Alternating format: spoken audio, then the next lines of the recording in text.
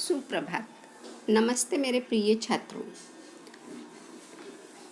हिंदी सुलभ भारती कक्षा 7वीं। तो आज हम छठा पाठ पृथ्वी से अग्नि तक APJ अब्दुल कलाम जी इसके लेखक हैं। तो यह जो पाठ है सुनो, समझो और पढ़ो। तो जो हम देखते हैं पृथ्वी से अग्नि तक, तो पृथ्वी नाम का और अग्नि नाम का यह जो मिसाइल तैयार किया है APJ अब्दुल कलाम जी ने, इसलिए उनको मिसाइल मैन यह नाम से भी हम उनको जानते हैं। तो जो APJ अब्दुल कलाम जी है, तो इनका जन्म 15 अक्टूबर 1931 रामेश्वरम तमिलनाडु में हुआ है। मृत्यु 27 जुलाई 2015 में हुई है। रचनाएं अग्नि की उड़ान, छुआ आसमान आदि। परिचय। डॉक्टर अब्दुल कलाम जी ने राष्ट्रपति पद को विभूषित किया है। अनमोल योगदान के लिए आपको भारत रत्न सम्मान प्राप्त हुआ है। प्रस्तुत आत्मकथा अंश में लेखक ने अग्नि के प्रक्षेपण में आने वाली कठिनाइयों, वैज्ञानिकों के अथक परिश्रम को बताया है। तो यह जो पाठ है, तो यह एक आत्मकथात्मक पाठ है जो APJ अब्दुल कलाम जी के खुद के अनुभव है। तो वह खुद के अनुभव यहाँ पर उन्होंने दिए हुए हैं। उसका कुछ अंश यानी थोड़ा सा भाग यहाँ पर दिया हुआ है। तो अग्नि जो मिसाइल है, जो प्रक्षेपण है, तो यह तैयार करते समय वैज्ञानिकों के सामने कौन कौन सी कठिनाइयाँ आई है और किस तरह से उन्होंने परिश्रम किया है, यह सारी बातें, और उन्हें किस तरह से मोटिवेट किया है APJ अब्दुल कलाम जी ने, यह सारी बातें इस पाठ में दी हुई है। तो आप चलो हम पाठ देखेंगे। अब यहाँ पर यह जो देखो, भारत का अग्नि मिसाइल यहाँ पर दिखाई दे रहा है। मैं पाठ पढ़ती हूँ, आप पाठ में देखो। बालासोर में अंतरिक्ष परीक्षण का काम पूरा होने में अब भी कम से कम 1 साल की देरी थी। हमने पृथ्वी के प्रक्षेपण के लिए श्रीहरिकोटा अंतरिक्ष केंद्र में विशेष सुविधाएं स्थापित की। इसमें से एक लॉन्च पैड, ब्लॉक हाउस, नियंत्रण उपकरण तथा चलित दूरमिति केंद्र शामिल थे। तो हम देखते हैं कि जो अंतरिम यानी जो यह मिसाइल तैयार किया जा रहा है पृथ्वी, तो इसका अंतरिम परीक्षण यानी क्या, जांच, उसकी टेस्ट की जा रही है।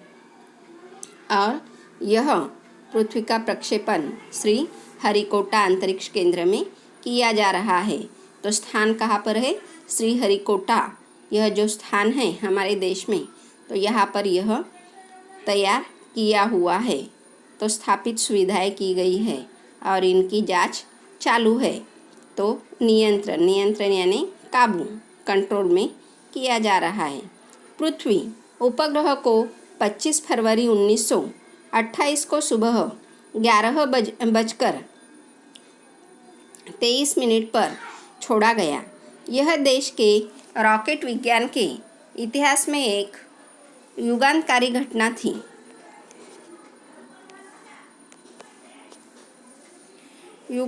घटना थी।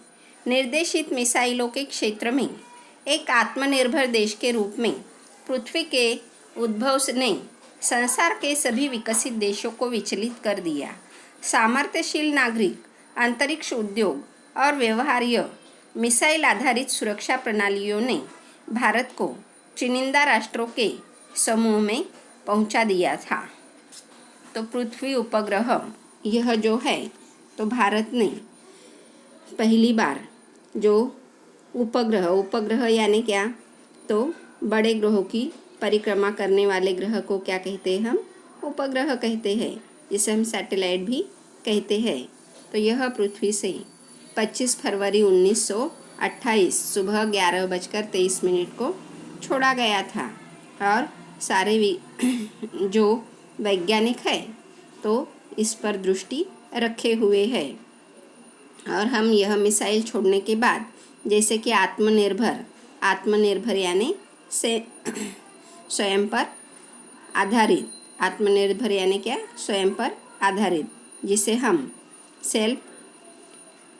सेल्फ डिपेंड कहते हैं।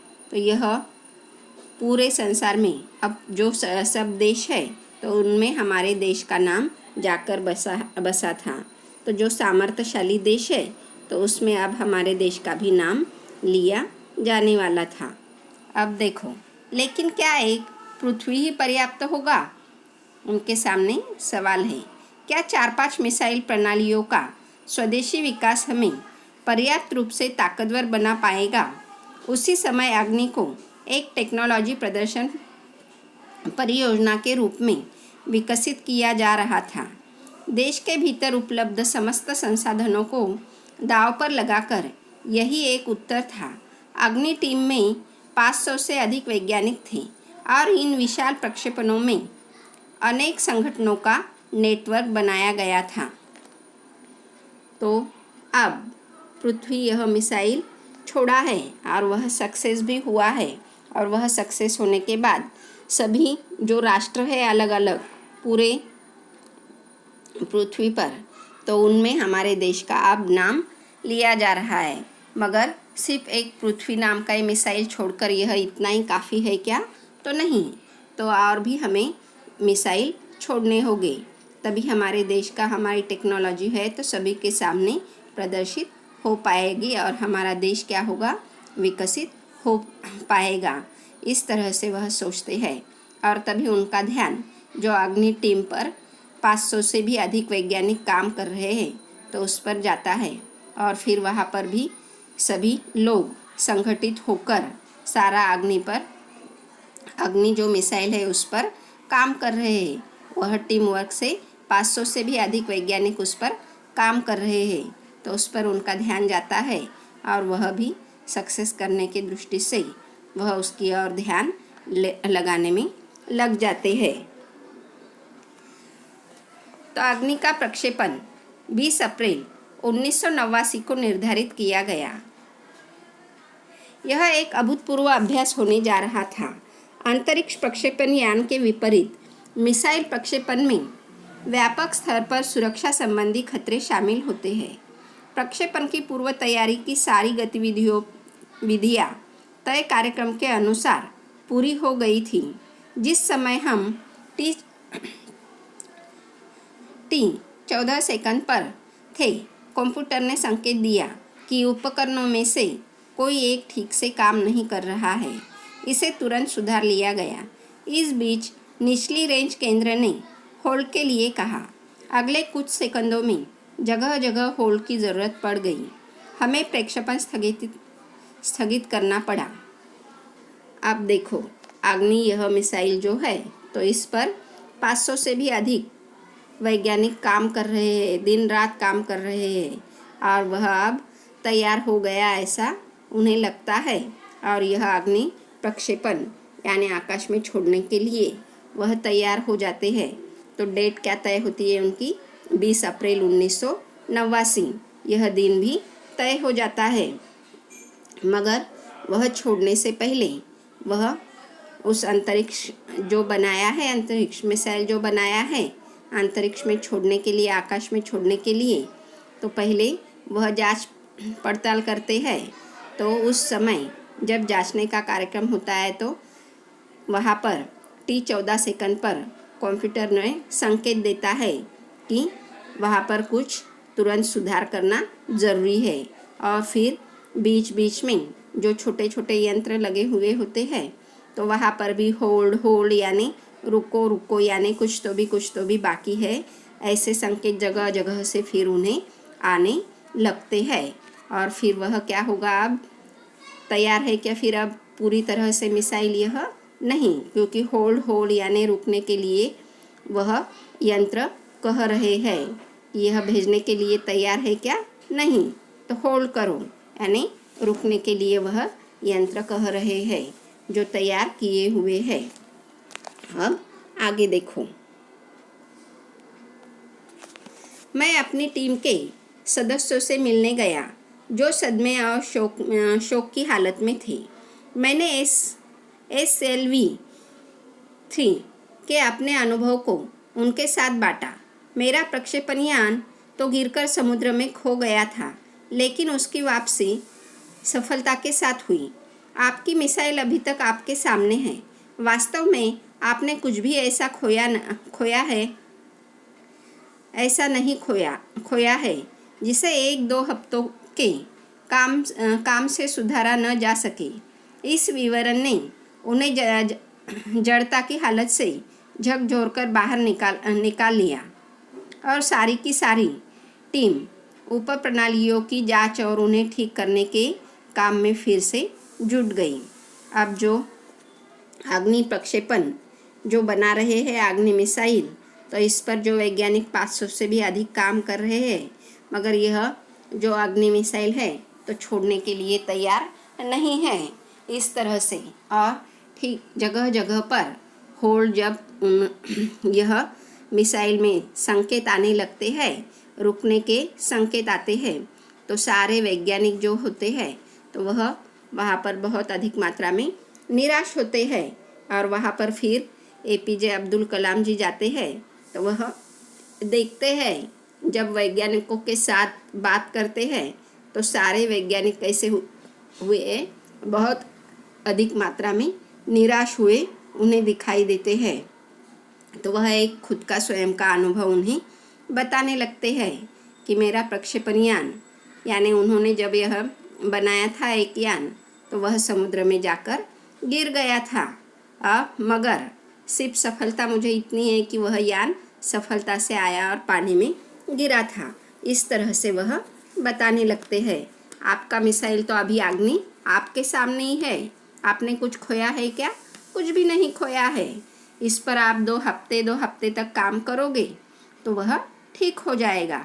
इसमें जो भी बिगाड़ है तो वह आप दुरुस्त करना शुरू करो, फिर से काम करो।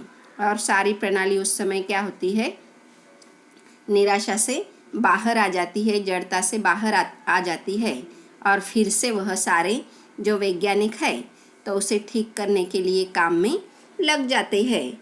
तो यह किसकी वजह से? तो APJ अब्दुल कलाम उन्हें क्या करते हैं, मोटिवेट करते हैं। सकारात्मक विचार जो होते हैं तो उनके सामने रखते हैं और फिर सारे वैज्ञानिक काम में फिर से जी जान से लग जाते हैं। अगले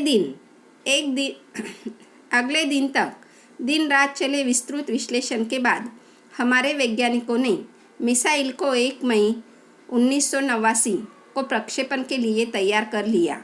लेकिन स्वयंचलित कंप्यूटर जांच अवधि के दौरान T10 सेकंड पर एक होल्ड का संकेत दिखाई पड़ा। प्रक्षेपण फिर एक बार स्थगित करना पड़ा। रॉकेट विज्ञान के क्षेत्र में इस तरह की चीज़ें बहुत आम हैं और अक्सर अन्य देशों में भी होती रहती है।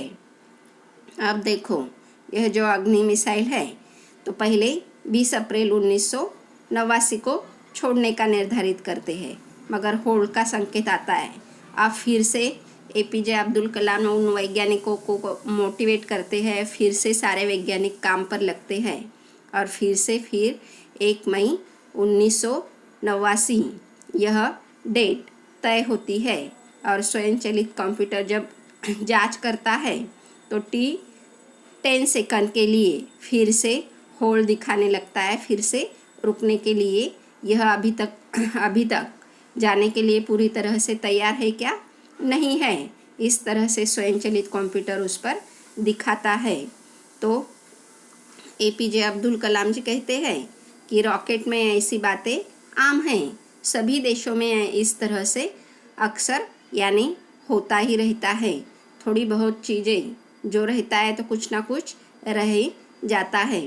तो अंत तक उस पर बहुत ध्यान देकर काम करना ज़रूरी होता है। अब आगे देखो, मैंने DRDL RCI परिवार के 2000 से भी अधिक सदस्यों को संबोधित किया। बहुत मुश्किलों से ही कभी किसी प्रयोगशाला या RAD संस्थान को देश में पहली बार अग्नि जैसी प्रणाली विकसित करने का अवसर मिलता है।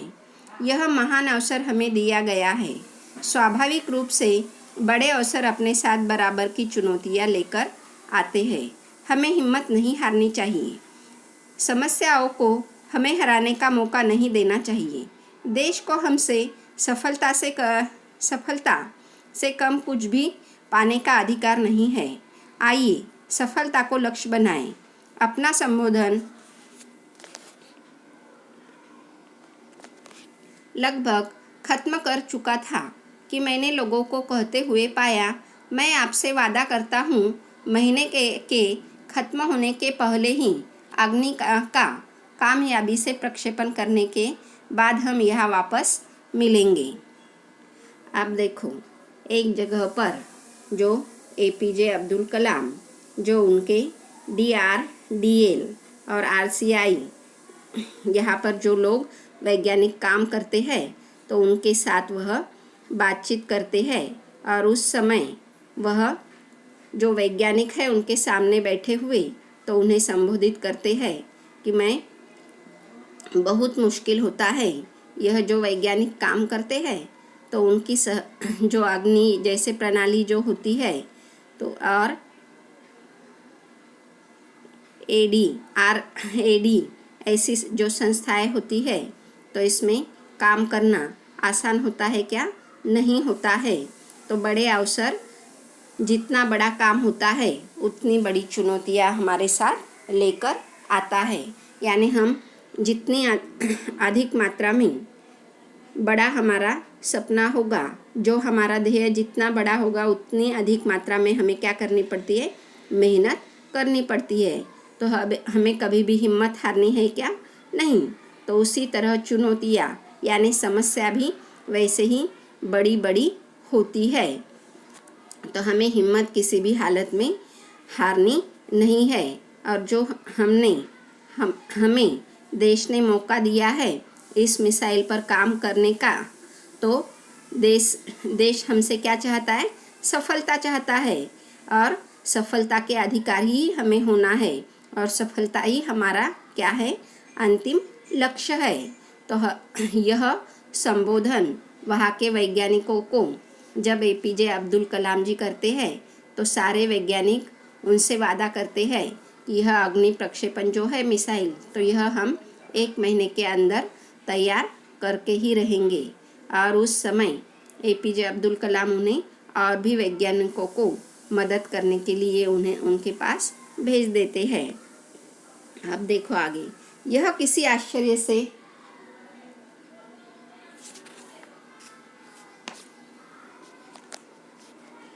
अगला जो पाठ है, यहाँ तक हमने देखा है, यह पाठ आपको पढ़ना है और आगे का हिस्सा भी आपको पूरा पाठ पढ़ना है। यहीं पर मैं यह पाठ पूर्ण करती हूँ। धन्यवाद छात्रों।